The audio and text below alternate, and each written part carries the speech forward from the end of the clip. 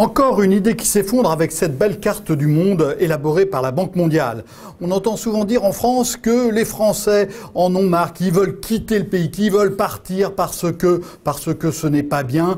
Et ça serait en particulier le cas des chefs d'entreprise, des ingénieurs, des chercheurs qui fuiraient massivement le pays.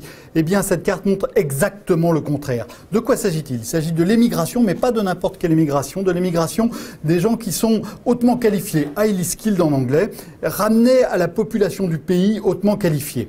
Plus c'est foncé, plus on part du pays.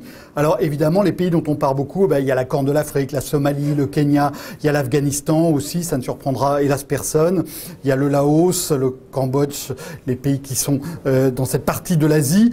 Et puis aussi les Caraïbes, Haïti, Jamaïque, plus de 70% des personnes hautement qualifiées de ces pays ont quitté leur terre.